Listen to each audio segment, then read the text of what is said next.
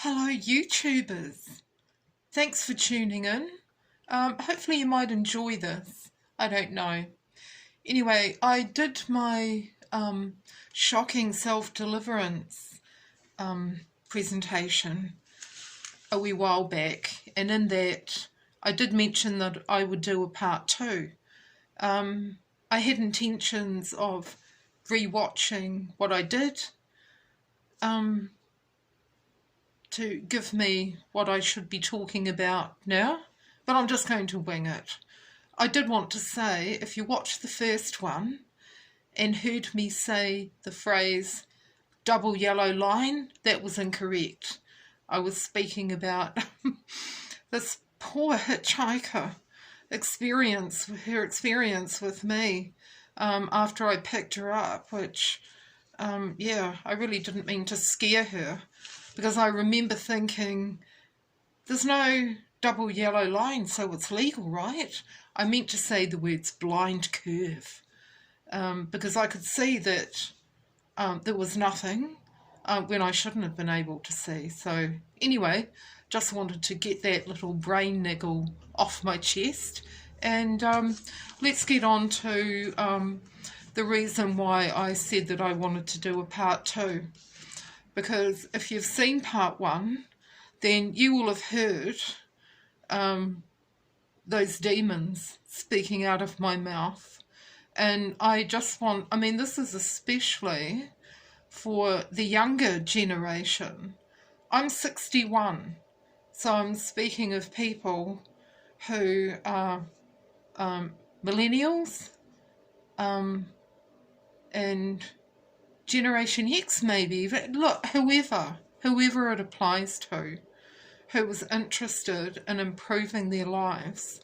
Hopefully some people who need psychiatric help who are based in Wellington, where there is no psychiatric help anymore, will be able to see this and find it useful.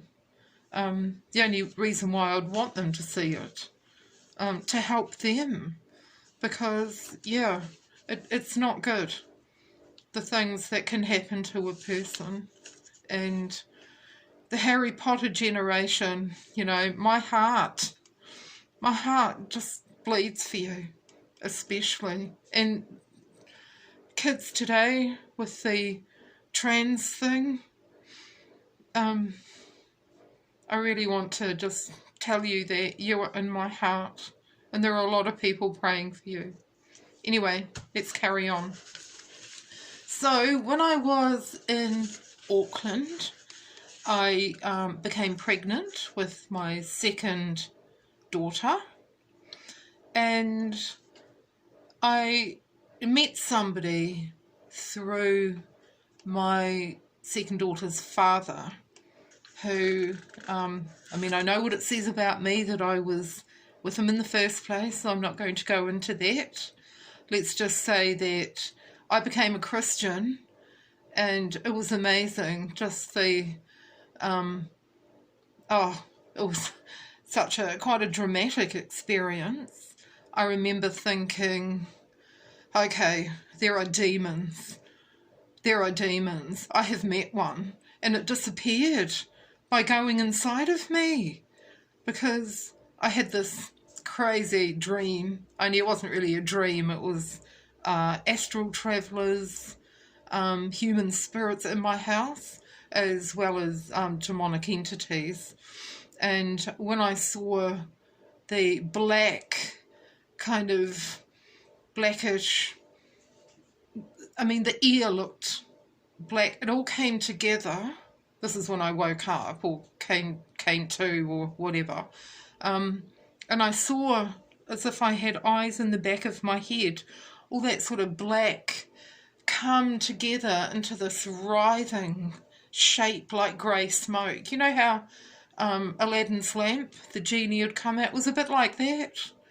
And it was because I was not in this dream state anymore. I was back in my room, like I had woken up, and yet I saw this thing. And I opened my mouth to say, oh my God, what is that? But I didn't even get to finish. it just, as soon as my mouth was open, it came together like snake shape and disappeared through my mouth, down my throat. It went through my entire body. And I tell you, it felt disgusting. It felt absolutely horrendous. But yet there was also this quality of heat and loveliness. I mean, it was, just totally creepy. But kind of good as well. A bit like how, say, somebody enjoys getting drunk and then they're really hungover the next day. So, you know, feel good, feel bad from the same thing. Yeah. So anyway, about 6 months after I had given my life to the Lord, because I had, realised that, well, you know, there are demons. So all that Christian crap must be true, which was how I thought of it. I gave my life to the Lord when I was 8, but things happened and nobody mentored me. My family were not believers. We didn't go to church, so I just didn't know. So that kind of went by the wayside. Then I had this resurgence of my faith, if you like, and became a believer once more, because I really knew what the Bible was talking about. But unfortunately, I belong to a church where, let's just say, deliverance ministry wasn't a part of it, and that was what I needed. That was what I really needed, because when you have something in you that won't let you read the Bible, and anyway, so about 6 months after I became a Christian, I became pregnant with this,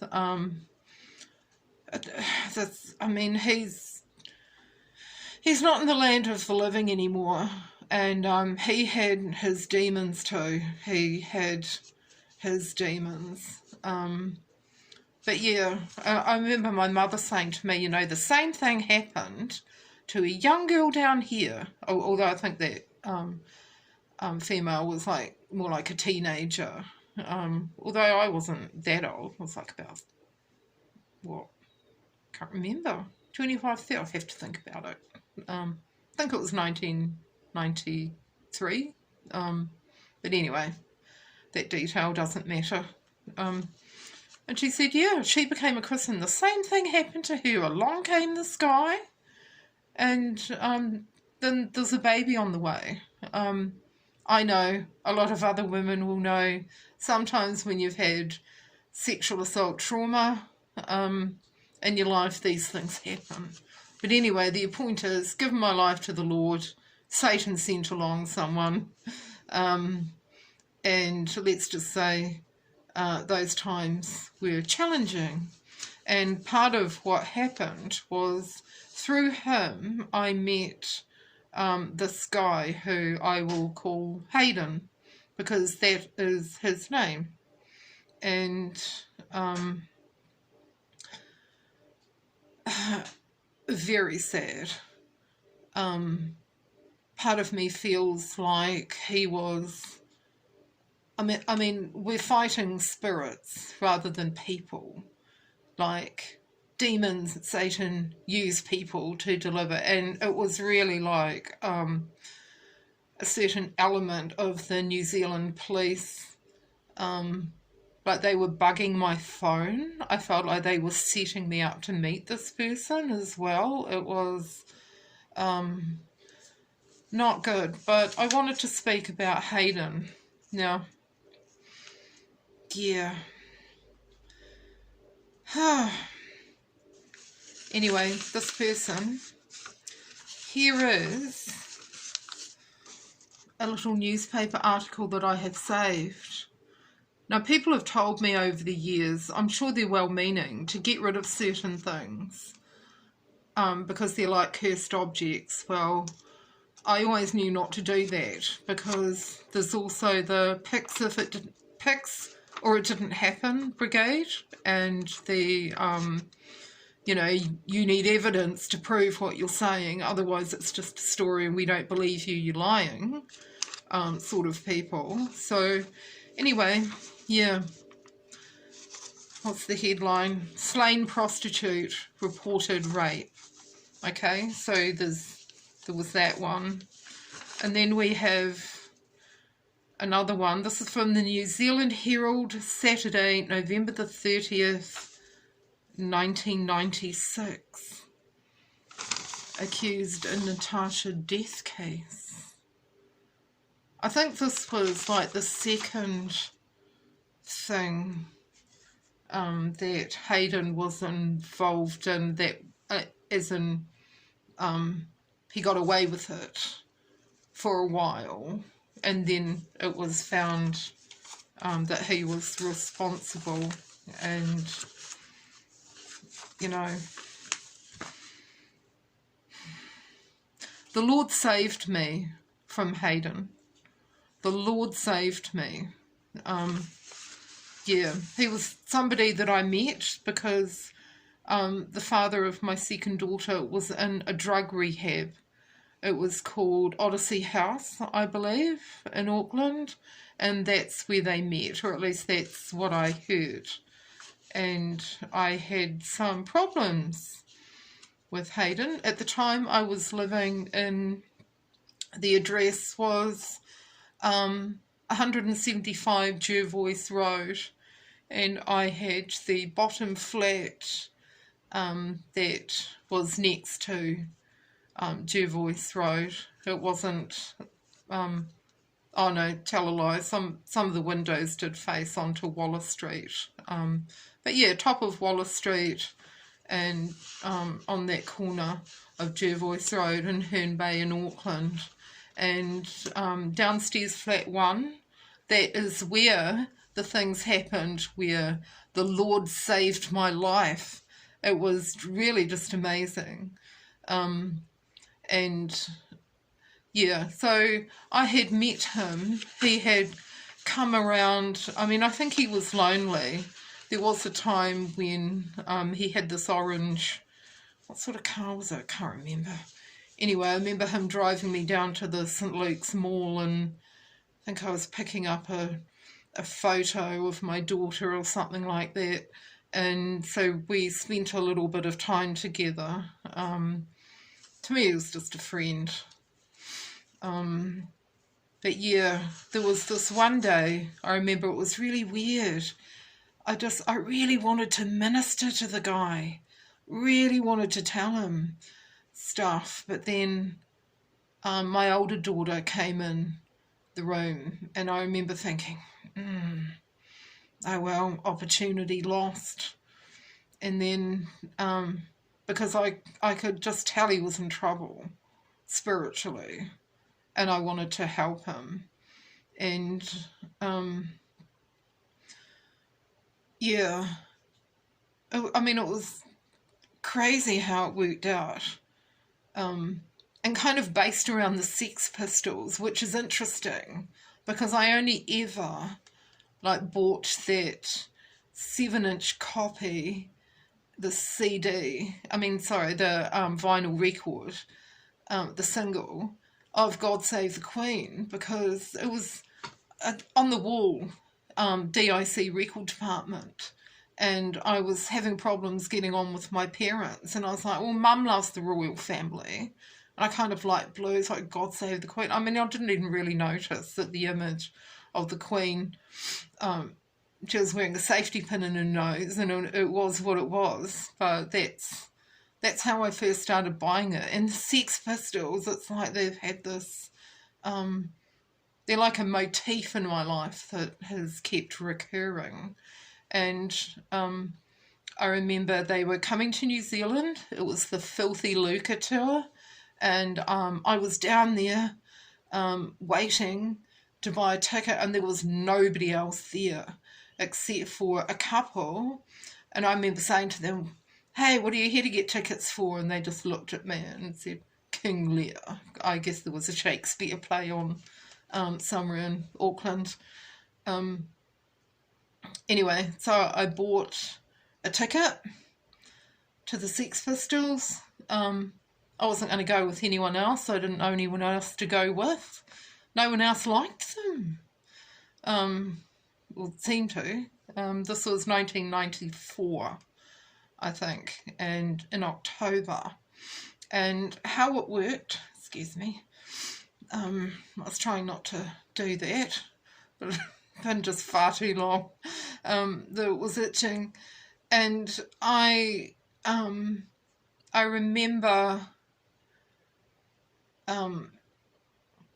Hayden coming over one Friday night to the flat in the Ray Court building, and we were listening to my 7-inch single of the Dead Kennedys, Holiday in Cambodia, and we were talking, and he told me he'd been to the Sex Pistols concert, which I hadn't been to, because I remember saying to him, oh, why didn't you call me? We could have gone together. But the reason why I didn't go, even though I had bought myself a ticket, was because on the Friday night, I think it was before the concert, I was like, wow, it's concert on tomorrow, I'm finally going to go out. Now, what am I going to wear? So I went into my room and I heard this voice say to me, you're not going tomorrow night. And I was like, yeah. And I tried to think about what it would be like at the concert, and I could just see black. And I was like, well, first I was like, yeah, I'm not going. And then this voice said again, you don't want to go to the concert. Or you don't want to go tomorrow night, something like that. And that's when I thought about what it would be like to go, because I did want to go. That's why I bought a ticket and went down there the first day they were for sale. But I just saw and felt black, and it was like danger. So I was like, I remember thinking, yeah, I don't want to go. I'm not going. It was a bit like in Star Wars when Obi-Wan Kenobi, was saying to the stormtrooper, we're not the ones you're looking for. And the stormtrooper goes, they're not the ones we're looking for. It's like that sort of Jedi mind trick, only I believe it was the Holy Spirit looking after me, because, yeah, that's my belief. So, yeah, that was, and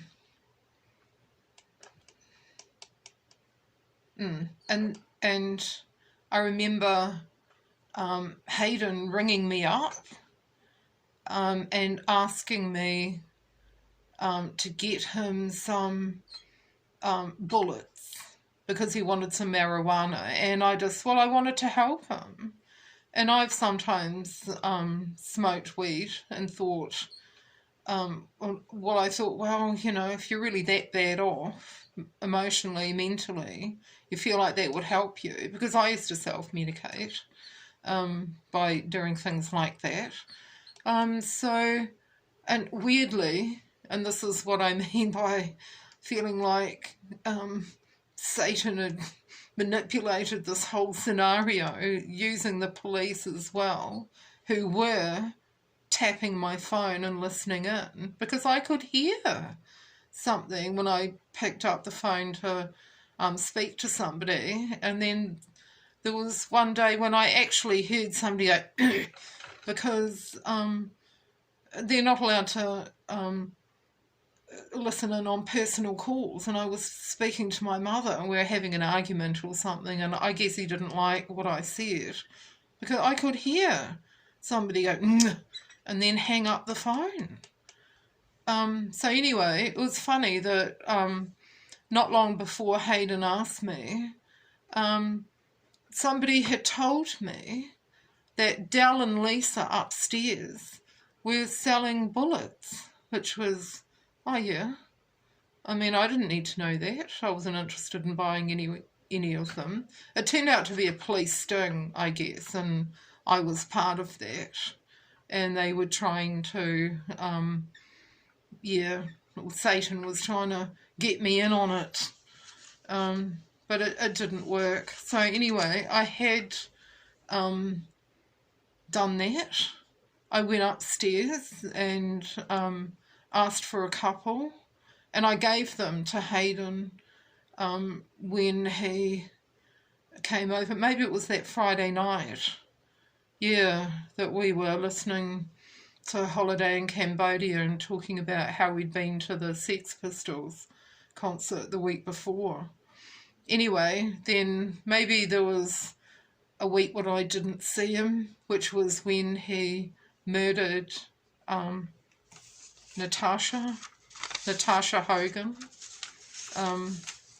And trigger warning, and I hope no children are listening,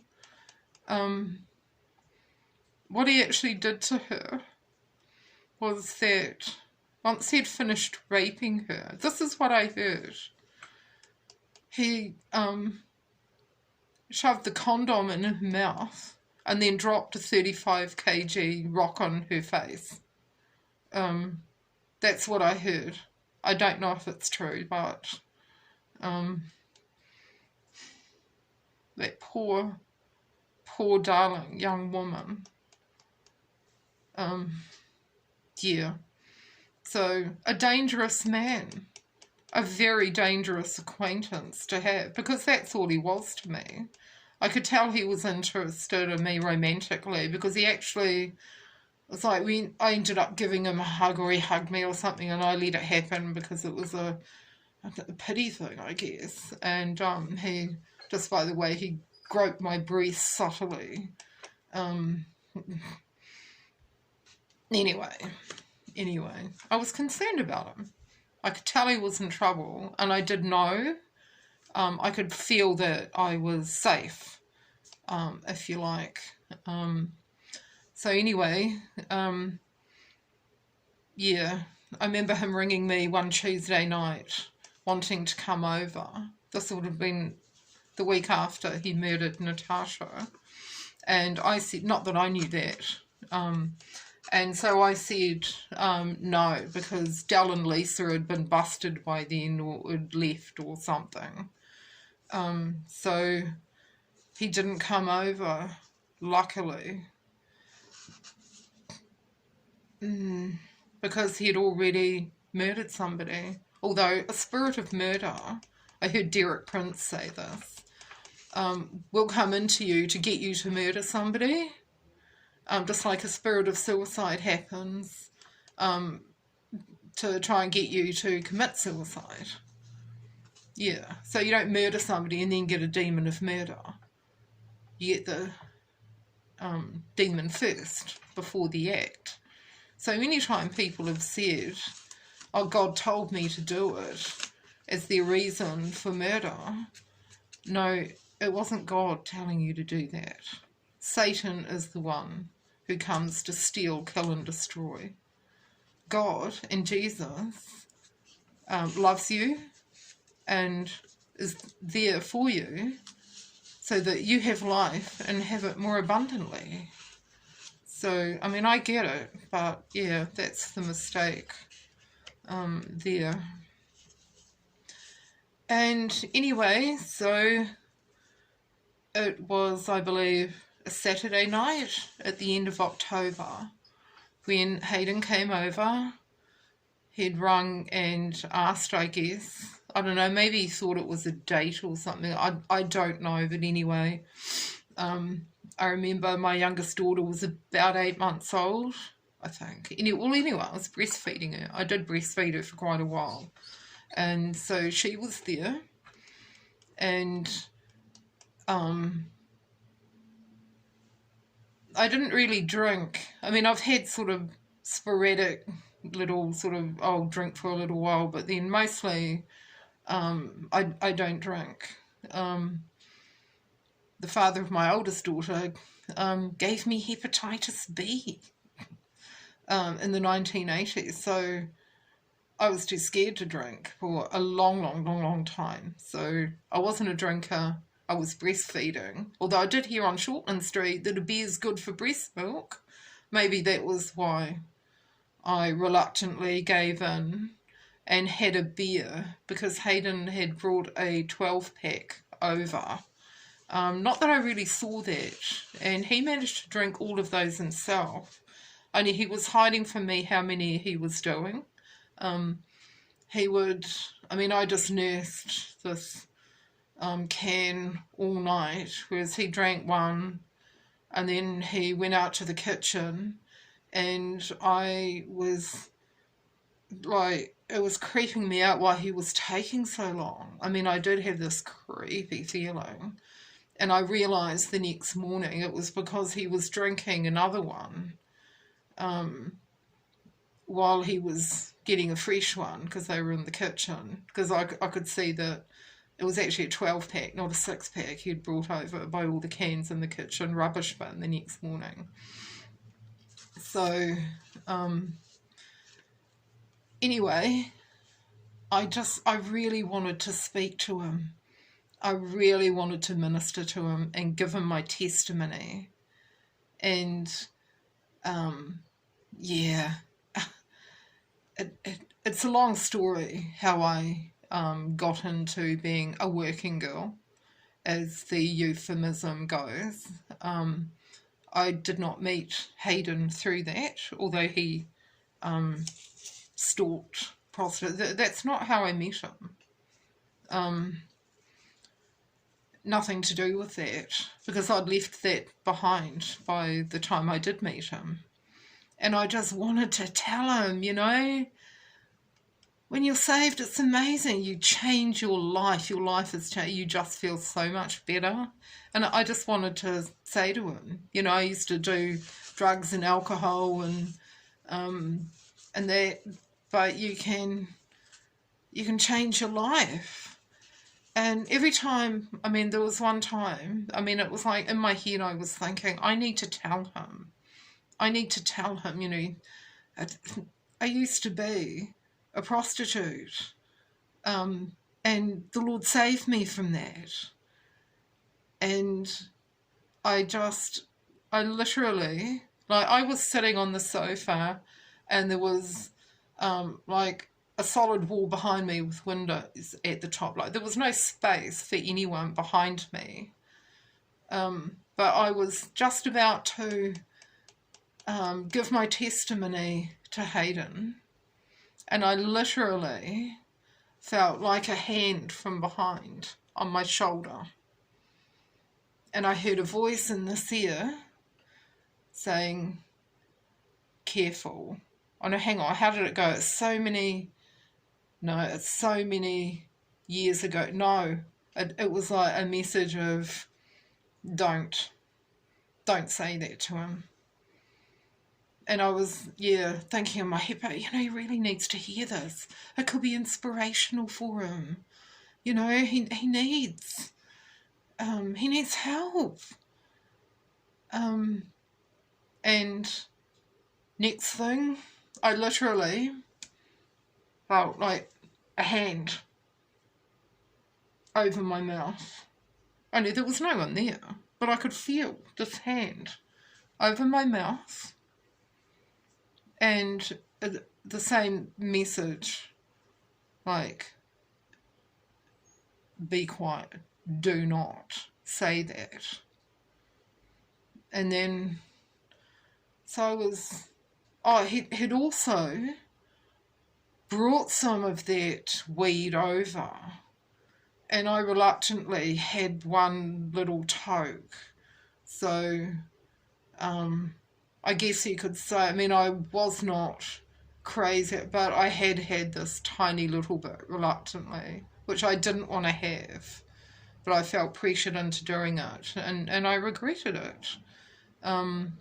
So I remember thinking afterwards, was that a drug? But no, I do believe that even in that state, the Lord can get through to you. And it's not a drug hallucination. It is angels appearing, or the Holy Spirit, whatever. I believe that had to have been my guardian angel. Had to have been, considering what had happened. So anyway, this was all starting to make me feel quite ill and just, I don't want to drink alcohol. I hate beer. I didn't want to, it just this, I just wanted this guy to go. And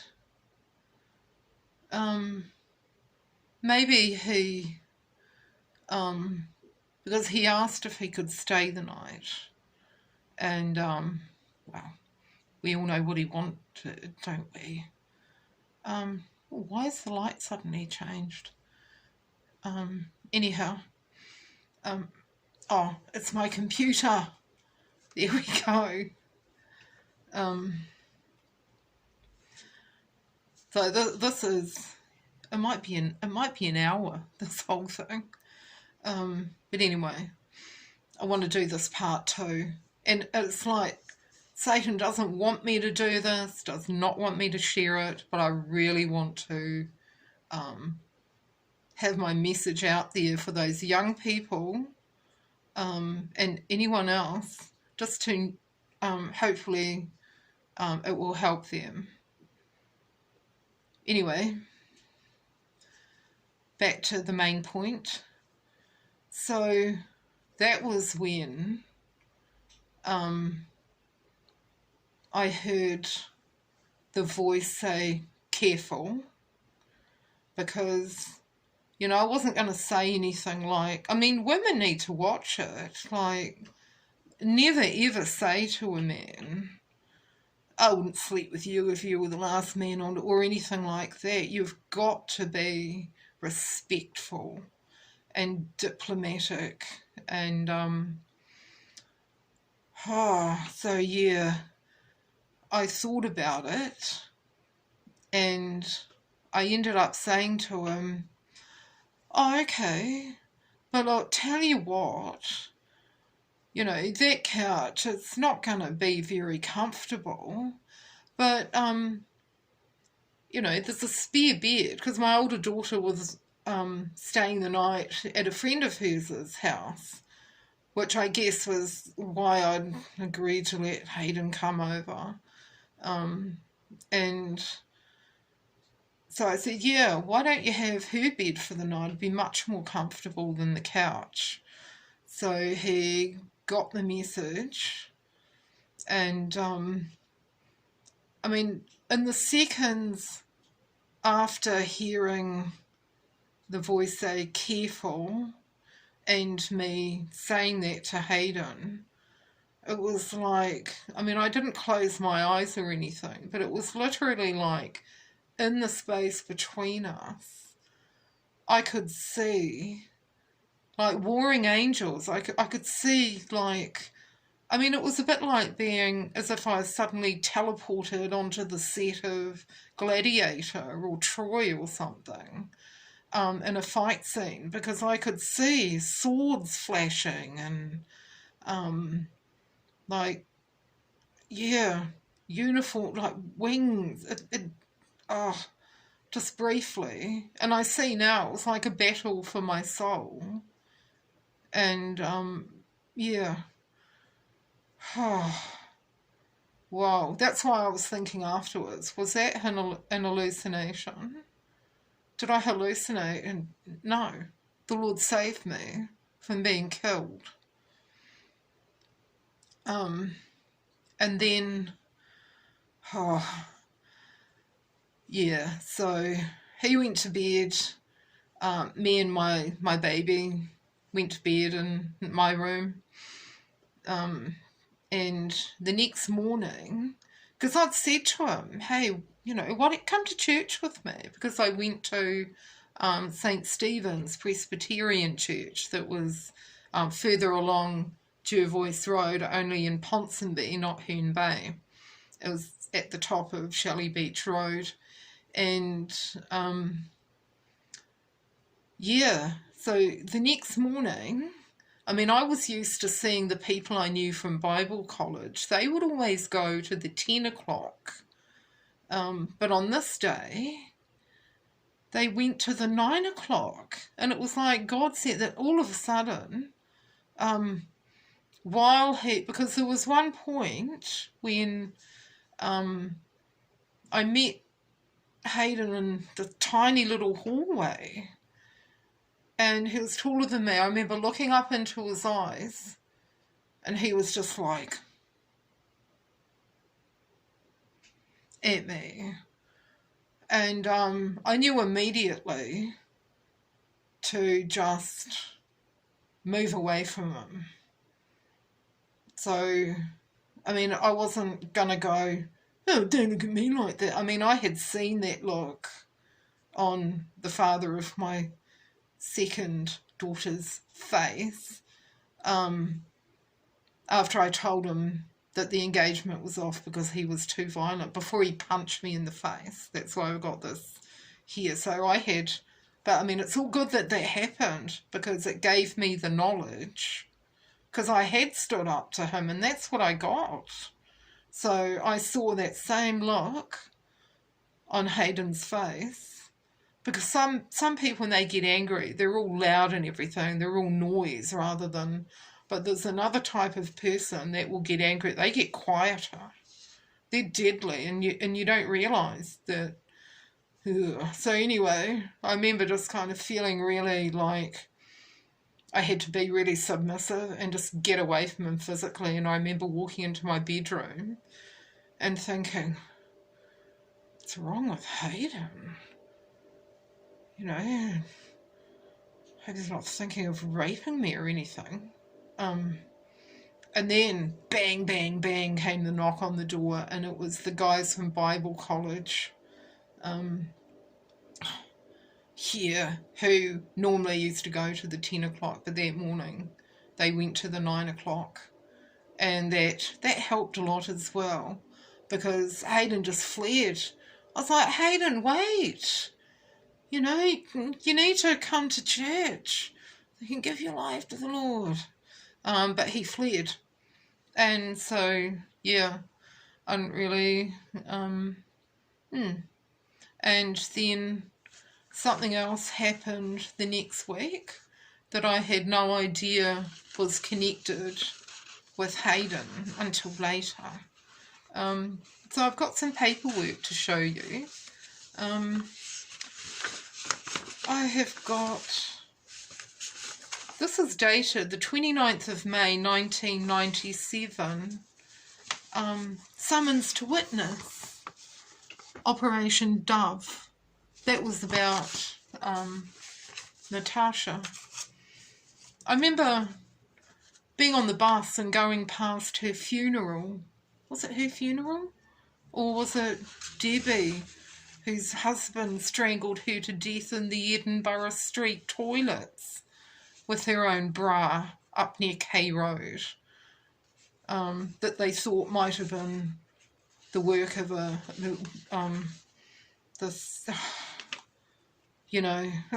can you see? I'm trying to convey, when you are a Christian, the Lord has you in his hands, but you are innocent. You don't know the difference between the supernatural that comes from Satan and the supernatural that is godly from Christ, from the one Most High. You can be in some dangerous situations around some very dodgy people, and watch out. And I've also got this was 4th of June 1997,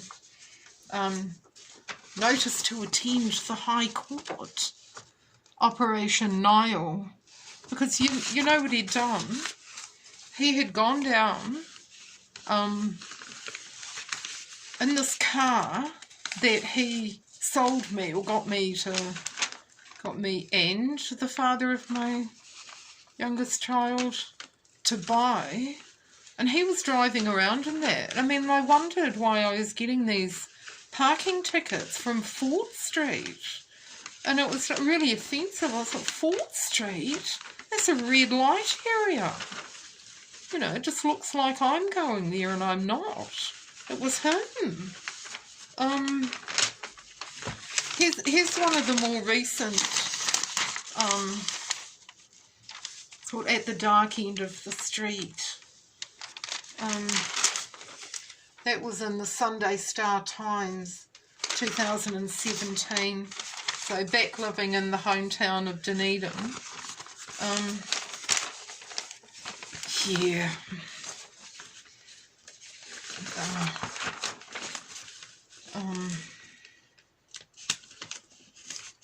He handed himself in, you know. Here he is here. What does that say? Serial sex killer, sane and guilty. Look at the headline. Trail of frenzied slaughter. And yeah, this was, I'm getting chills up my spine. This was like when it happened, and this is from the Herald. Monday, October the 28th, 1996. Man held over city sex strip slayings because he had gone and got himself a woman, went into the room with her and stabbed her to death. And then the manager came running to see what she was screaming about. And Hayden killed him. And meanwhile, the other girl who was working at the parlour that night ran for her life. I can't remember if she was injured, but she got away, thankfully. And yeah. So anyway, I did want to show you the Christmas card that Hayden sent me, but I can't find it. But anyway, here's a letter that he wrote me. Here's the envelope. Redirected mail, because I'd moved out of that flat and down into a place by the school. Yeah, Hokanui Crescent in Ponsonby. So, this is what he sent to me. Now, just think about whether you really want to do bad things, whether you want to get involved with magic and leave yourself right open for demons to enter, or if you just want to indulge your temper or fall for the voice of Satan in your head. This is how you might end up. Anyway, H. Poulter, Cowrie Unit, Mason Clinic, Private Bag, 19986, Avondale. Dear Sam, it's taken me quite a while to write this letter. I really don't know what to say. Firstly, I suppose I should say how sorry I am if I caused any trouble for you, and also how sorry I am for my actions, because you probably know by now what I did. To put it bluntly, I killed 3 people, and I still don't know why. It seems the only answer I can come to is I was possessed by some evil force, because it's in one of those articles that he was possessed by a demon called Hell, who was telling him to kill prostitutes. Hence the reason for my guardian angel stopping me from speaking to him that night. So, yeah. It all seems so unreal. I still can't believe what I've done. I'm so sorry, so remorseful, and I just don't know how I'm going to be able to live with myself. It doesn't really matter how long they give me. My punishment will be the constant nightmares I have and living with the horrible violence. I'm writing to you because you are a friend and I don't know if you still want me as a friend. I'm so lonely, I have no one, and even my own family have disowned me. I made a big mistake and I will pay for it very dearly. People will think I'm some sort of monster, but I'm not. Oh, sadly, he acted like one, didn't he? So he kind of was.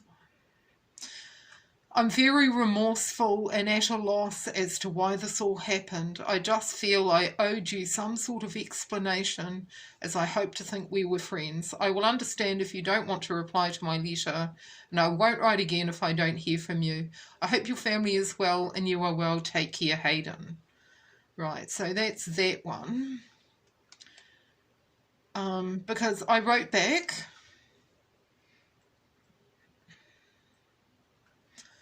I wrote back to him, and so I'll read you this quickly. Dear Sam, thank you for your letter. It was good to hear from you. I've been quite lonely lately, and it's like the whole world is against me, so your letter cheered me up. It's wonderful to hear your life is going so well for you. Was it? Well, you try and be positive, don't you? I find it hard to believe that if I ask God for forgiveness, he will forgive me. I don't know anything about God. I've never been to church or picked up a Bible or stuff like that, but you make it sound so exciting. Will he really forgive me? I can't even come to terms with any of this, let alone forgive myself. I have terrible nightmares and have so much remorse, it's eating me up inside. I mean, imagine the memories that man must have been having. You know, I believe it was the demon of destruction that through Isaiah Saldivar's ministering, deliverance ministry, that left me. And you know, it was the most horrible experience, and I was frightened. It had been there for so long. And I mean, imagine, it's like waking up from a coma, only you haven't been lying there asleep in a bed, unable to function. You've just had something taking over and like living your life, whereas you're just letting it happen somehow. So it wasn't that long ago, really, well, a few years back now, but in this house where I've been for 22 years, and just feeling like, wow, where have I been for like 2 decades? I'm 20 years older, or my body's 20 years older. And that's not a good feeling. Yeah. Anyway, I have terrible nightmares and have so much remorse, it's eating me up inside. The doctors here say I have a personality disorder and I can't be held responsible for what I did, because it wasn't me, but it was me. Well, thank you for realising that, Hayden, and what's wrong with the doctors, because we are responsible. We are responsible for whatever we do, whatever we think, even. Why do you think the Bible says take every thought captive? Because if you let these things roll on when they're not good, not of the Lord and not holy, it's the sort of thing you can end up doing. And he was responsible. Okay, he had this demon called hell living inside him who was telling him to, or that was telling him to kill prostitutes, but it wasn't the demon that killed them. It was Hayden. But anyway, it was my hands, my body, but not my mind. Oh, yeah. But I still have to accept responsibility and be punished. But it doesn't matter what they do with me, my worst punishment is living with this for the rest of my life. It's hard, and I still sit here saying, I just can't believe it. I'm so sorry, Sam, for all the trouble I've caused you and you having to go to the trial. Not long and it will be starting. I'll just be glad when it's over so I can find some direction in life.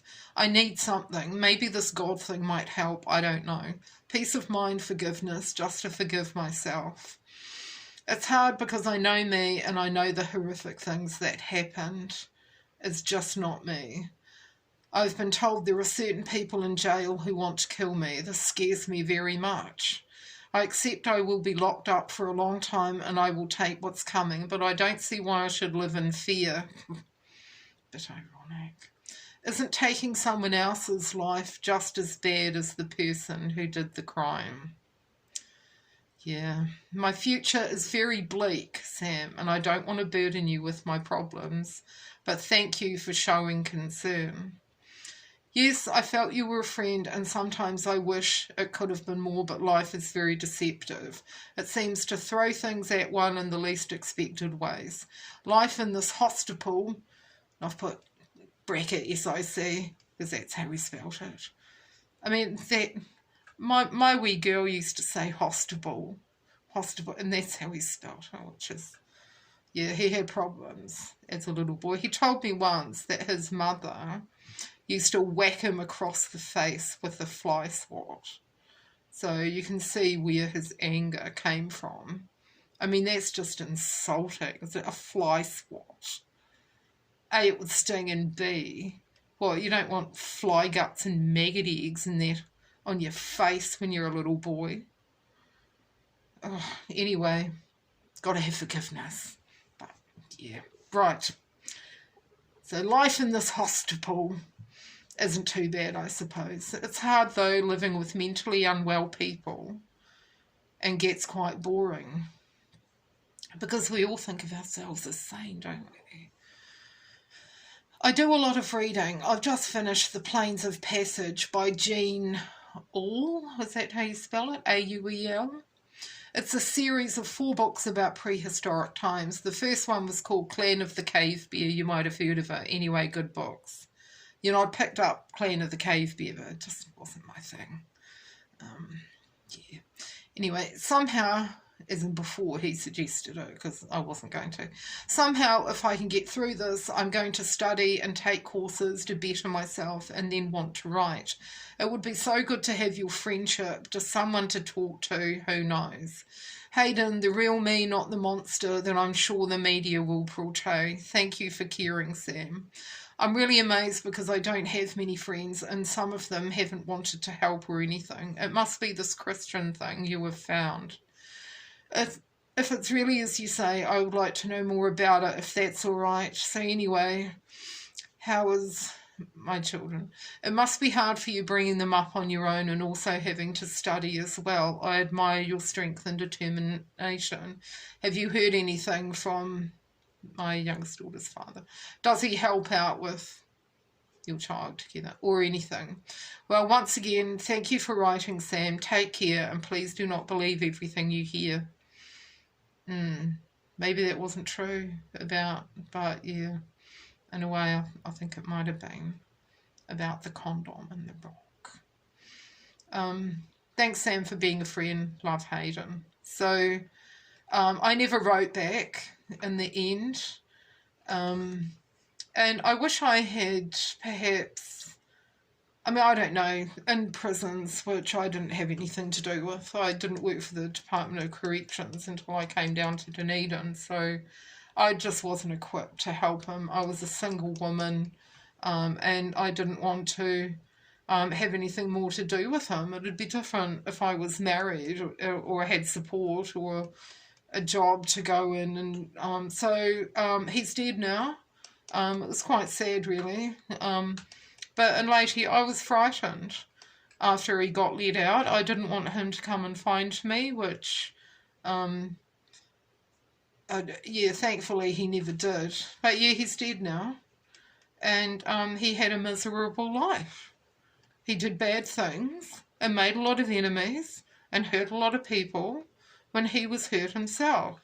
Hurt people, hurt others. So you don't want to be in that position yourself. Trust me, you don't. And, yeah, I just want to say too, I mean, prostitution is legal now in New Zealand.